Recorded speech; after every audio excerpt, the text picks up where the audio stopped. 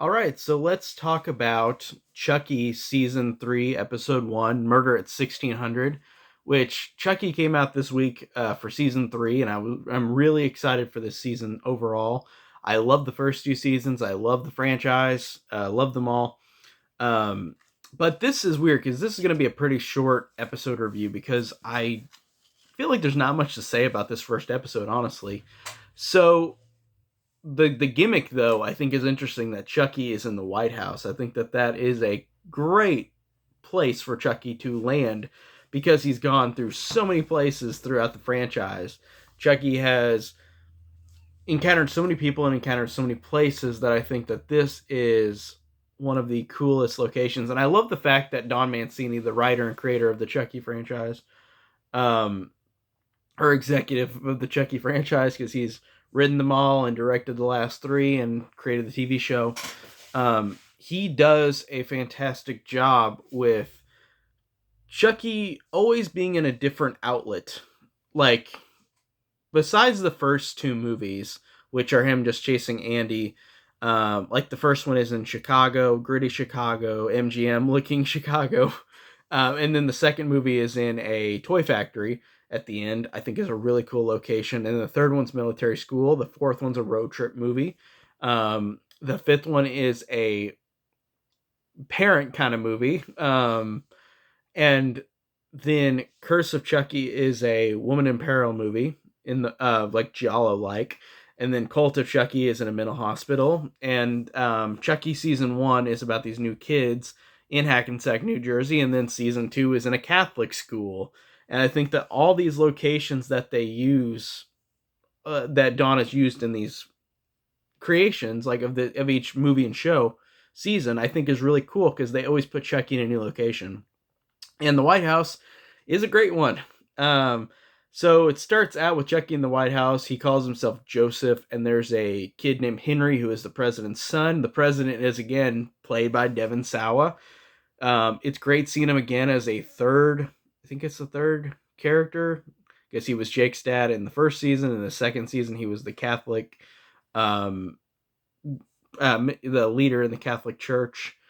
And in this one, he is the president of the United States. And it's kind of topical that they put this in the White House. Like, I just think as people think so much about presidents nowadays and just how crazy it is right now with all this stuff. So it's interesting to see that they made the choice to do that.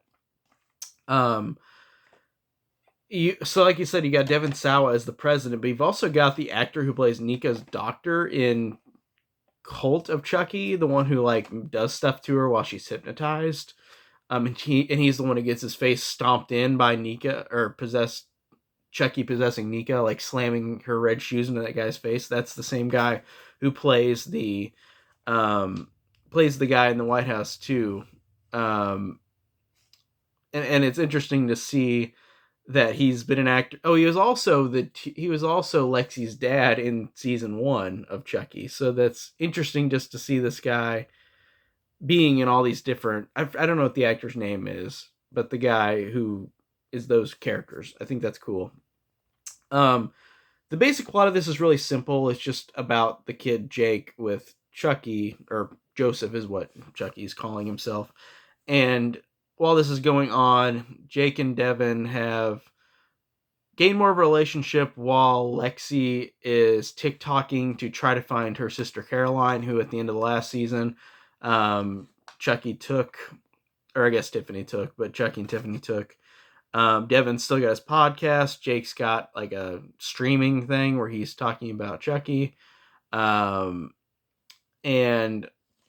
that's pretty much it. There's not really much to say on this episode. Well, I guess you get more White House stuff where Chucky kills one of the guards, where Chucky like grabs the gun that the guard has and puts it in the guard's mouth and shoots his head out.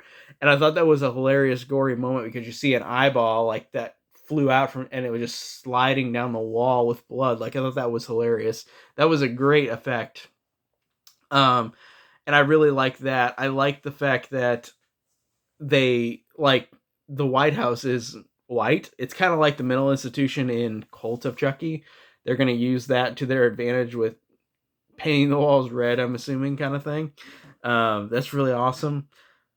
But really, besides that, there's not many other moments in the show, and I'm honestly excited for the next episode because I hear that Jennifer Tilly's back as Tiffany in the next episode, because at the end of season 2 she was in Japan, and or no, Tokyo. Yeah, Tokyo. I think she was in Tokyo, and Nika was on her trail. So I think that's interesting that we'll see what happens there. And I already saw in the trailer for this that Tiffany is in it, and she said like Chucky took Nika or took Caroline. So they're trying to find Caroline. But I'm excited to see the next episode. But like I said, this first episode, there really wasn't much to say. But I did want to do a quick review. So sorry about the how quick it was. But like I said, it's a pretty simple episode. That's it for today. See you guys later. Take care.